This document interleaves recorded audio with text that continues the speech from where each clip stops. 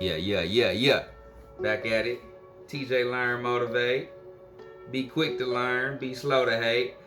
I talk to a lot of people who really want to raise their credit score, or they're working on raising their credit score and they're having a hard time with it. Usually, after talking for a little while, it becomes clear that a lot of people really just don't know what specific factors even go into determining their credit score. They're working on paying down their debts, and then they pay them all down, but their score doesn't really go up like that. Or they made a bunch of on-time payments for the longest, and they still not seeing their score go up.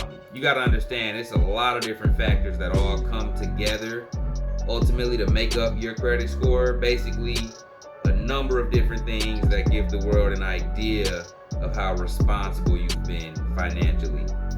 So to hit an 800 plus credit score like I did, you'll need to know exactly what these factors are, and they all really need to be in balance. So we can go ahead and get into it. I'm gonna explain each of the different factors that determine your credit score, and really explain how you can finesse and manipulate some of those factors to increase your score and ultimately live a better life, make your life easier. I'll start with the least important factors that affect your score.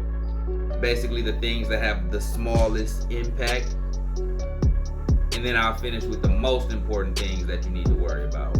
But honestly, all of these things, everything I'm about to go over, they all need to be in balance if you want to get your score up, especially if you want to hit 800 plus.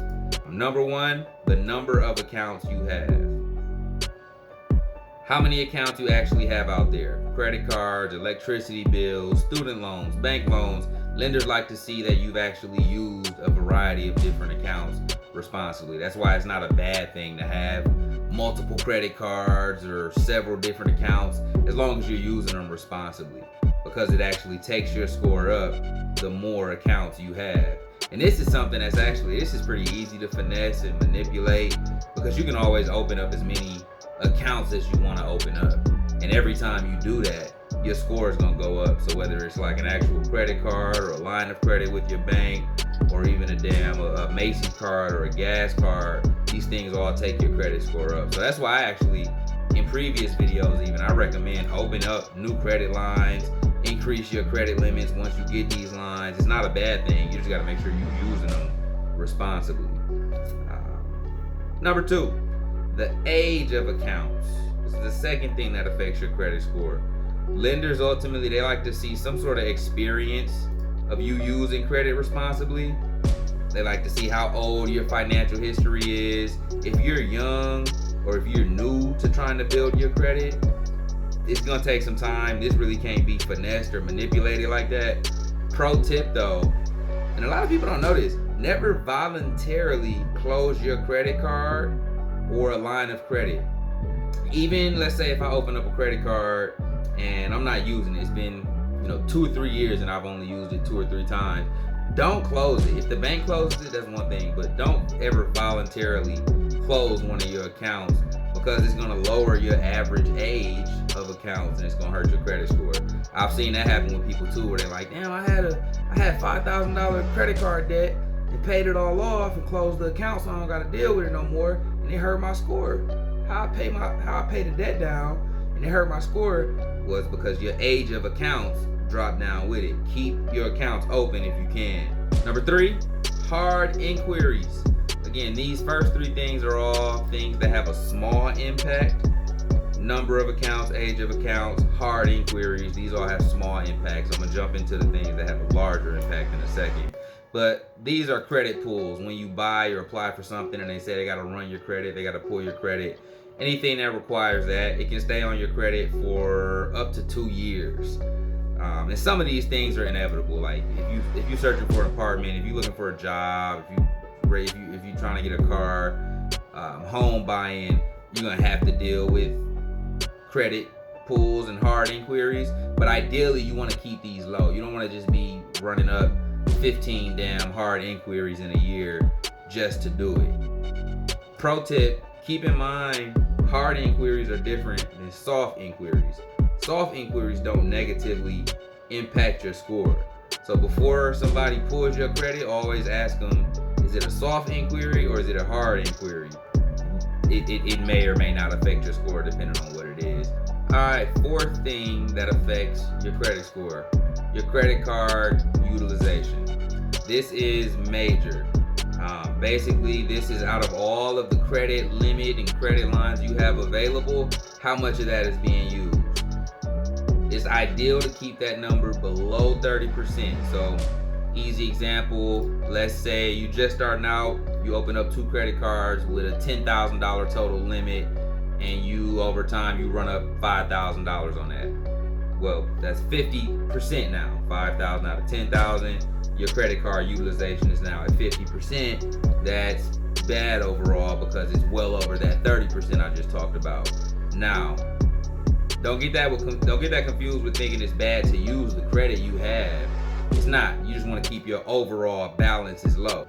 This factor can be finessed by trying to make sure you have as high a credit limit as possible at all times and constantly request credit limit increases.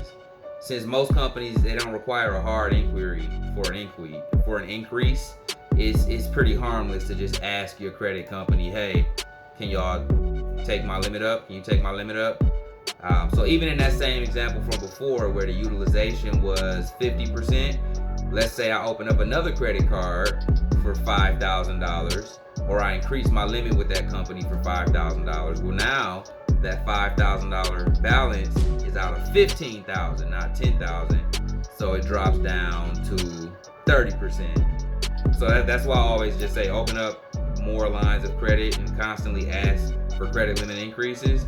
Just make sure you're using it responsibly. That don't mean just start blowing credit and blowing money on stupid stuff. Make sure you're using them responsibly. Open them up, just let them sit there, or maybe use it once a month and pay the balance off the next month.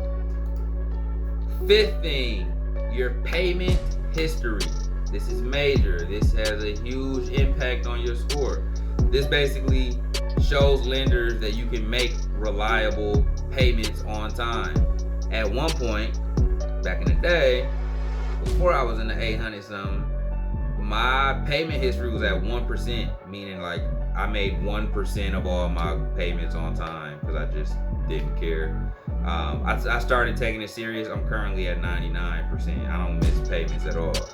Last and final thing that affects your credit score, derogatory marks. This is major.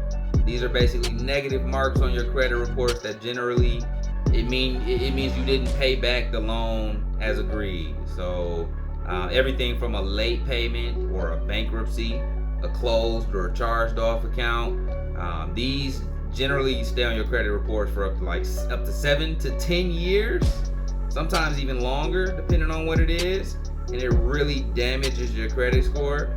So if you do have derogatory remarks, pay those off and take care of them as soon as possible. If you have derogatory marks and you've been doing all these other things and you not seeing your credit score go up, it's probably because of the derogatory marks. You've made a bunch of on-time payments and you've paid down some of your other debts, but you still got that closed account or that bankruptcy or that derogatory mark on another account that's hurting you. You're going to have to make sacrifice, focus in, and pay that down. So that's it.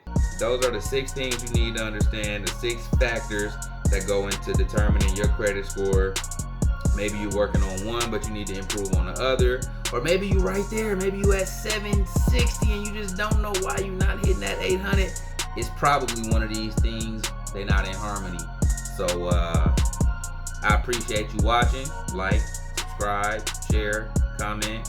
TJ Learn Motivate. Hopefully that helped. Holla at me.